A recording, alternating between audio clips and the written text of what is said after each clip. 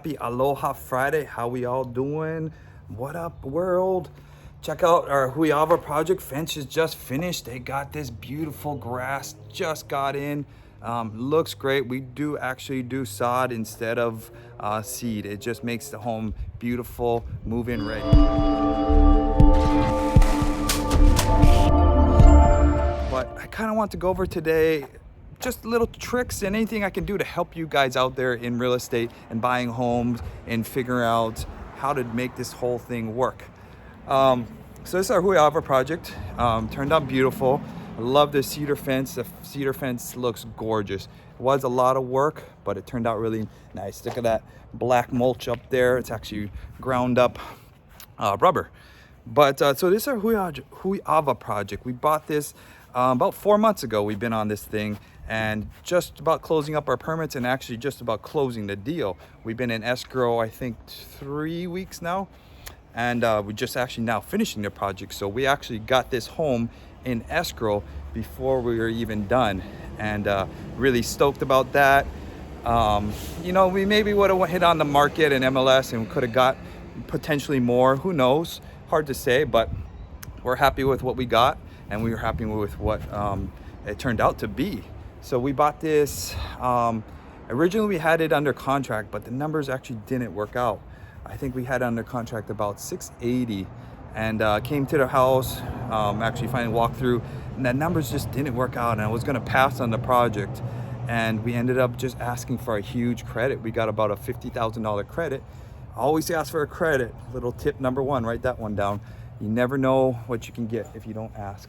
But it turned out great. We got all the neighbors, everybody walking by, loving the place, of course. The cedar fence really makes this thing pop. But always ask for a credit. You never know. You never know until you ask. You can even get homes that you never thought you would get without asking for a nice big credit. So we got that big credit, and then it gave us more room for a higher construction budget. Basically, that's why we needed that credit, because we initially thought it was about 100,000 rehab, and then I changed my rehab to about 150,000 with that credit. In actuality, I think we're gonna hit 220 on this rehab budget. So we really burst that rehab budget. But we sold it quickly, got a little bit more than we wanted. So it kind of all worked out in the end.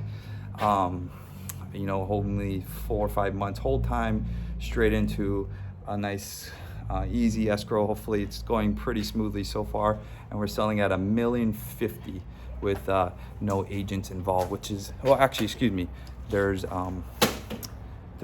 doing 2% to their other side. So that's a huge cost savings as well. But this turned out to be a beautiful project. So how do we find these deals? How do we figure it out? Really, you got to be looking everywhere for these kind of deals, for flips in general, or any kind of deal. If you guys want to buy your own, we'll go through the house this back way. So if you want to buy your own home, look, we got a little bit of a fixing. We have to wait for the building inspector to come and check that out before we can close that up. So that's one of the last little things. There I am. But how do we figure it out? So there's a lot of numbers involved, and of course a lot of research you're doing on the property, making sure you can sell it at what your ARV was. This is actually a really difficult one because it's such a large home. I think we're almost 3,000 square foot for this home.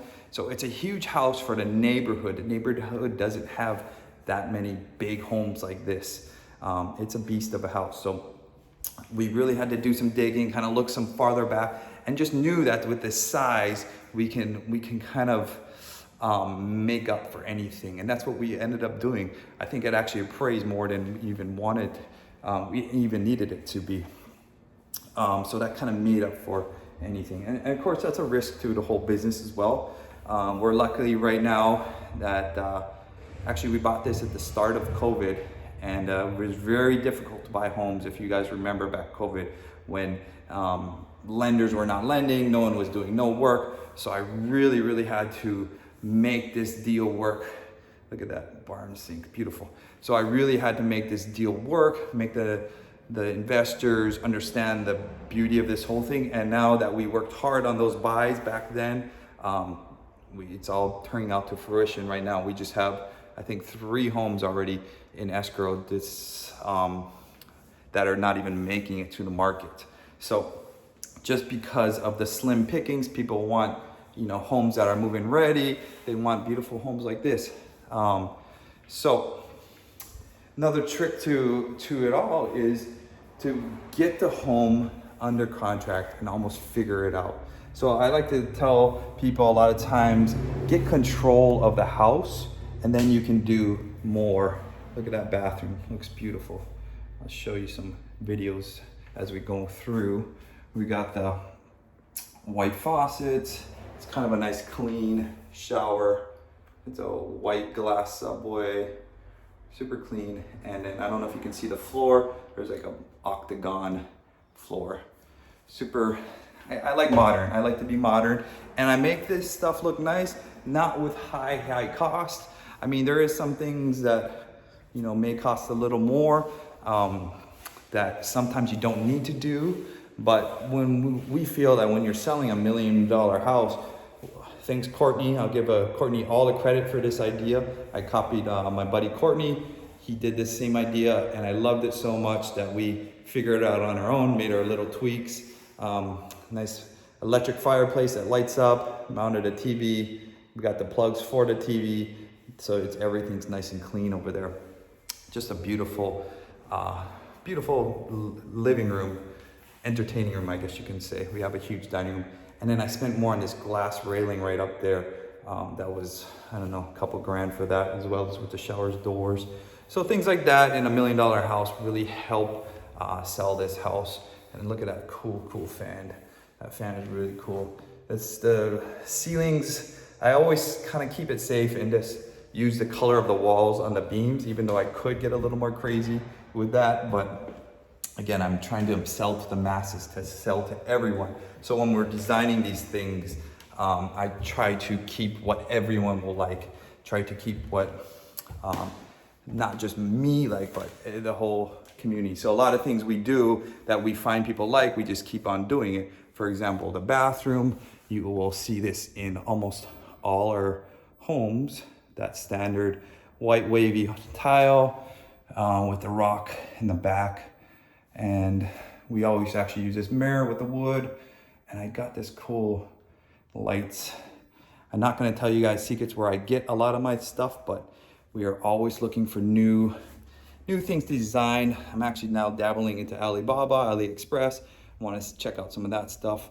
Accent walls, look beautiful. Don't mind the tape, ran out of blue tape. So there's tape all around this. It's kind of our punch list. Which we'll do one punch list into another punch list actually. You just want to make a nice product. We got little different barn door, we always do, but I really have to have a barn door in all our houses for some reason. It's kind of our standard, but really makes a home pop. But little trick to, figure out rehabs and contractors and working with them is be open and be understanding to what things may cost, to over budget, kind of work with when you find a good contractor, work with them. Some of the lazier contractors who don't show up at the job, have their guys working there, there's little things you'll notice a lot of times, especially in tile work and flooring, you notice, and you don't have to be too picky, of course, but the little things definitely matter. And this is our black and white bathroom. And I got this white wood tile floor. You'll see that in a lot of our designs. Let me see if I can get out of there. And black faucets. I even changed like the toilet to black, handles, everything. So how do we figure out a flip? So we figure out our ARV first. What can we sell it for? We have to then, once we get the deal, then we actually figure out our financing. It's sometimes very hard to find financing until you have the deal. So getting the project under control first, getting an offer accepted, then you're gonna scramble. You hate to say it that way, but you're gonna scramble and try and find the money. Find investors, find hard money, JV, partner with somebody, you make it happen. Again, doing nothing, you get you zero. figuring out something will either get you half JVing it or get you whatever kind of splits you get. So you guys hear all these big numbers that we have on these projects, but there's a lot that you don't realize gets taken out. You know, we have to pay realtors fees, not much on this deal because I pre-sold it. You have to pay financing. That's a huge part of our deal. We pay our investors 12%. So if we borrowed, I don't know, if we borrowed $1 million, you're gonna pay 12% of that. So that's 120,000. That's a lot of dollar bills that you're gonna have to pay when you borrow that kind of money.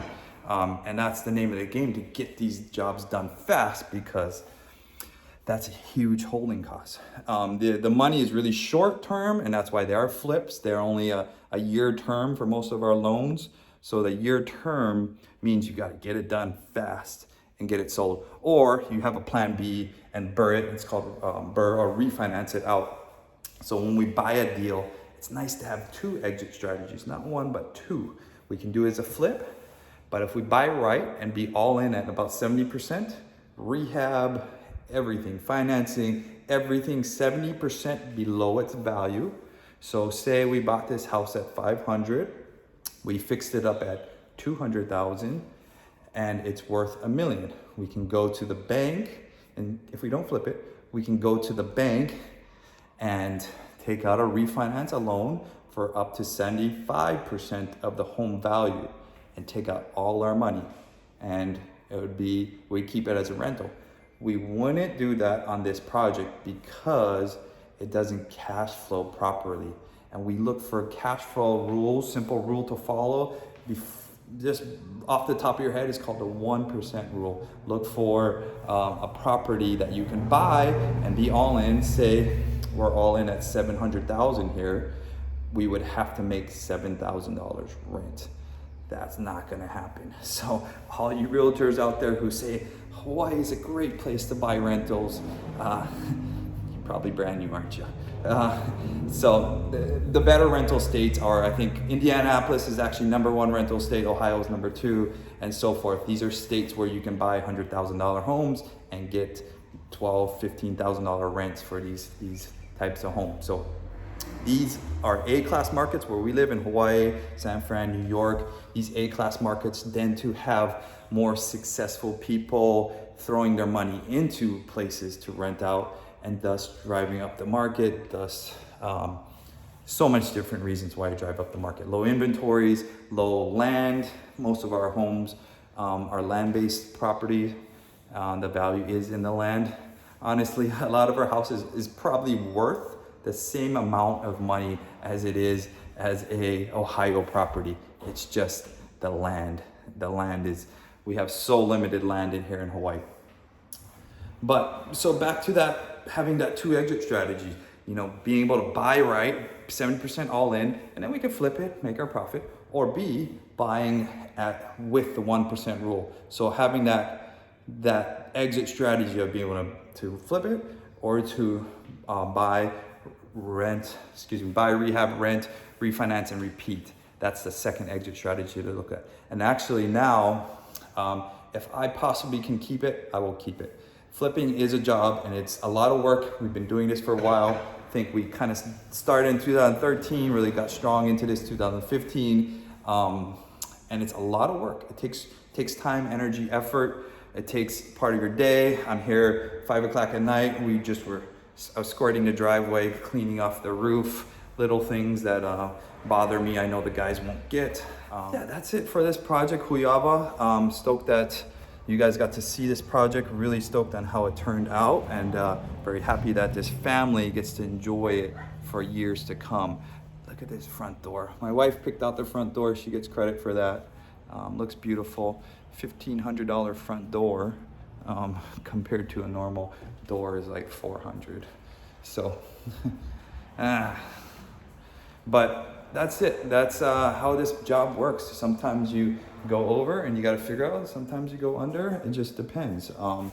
We're probably well over 50, 60 flips now. So you win some, you lose some. We just had a little loss on a project, but it's okay. We move on to the next and we'll have a nice big profit on this deal.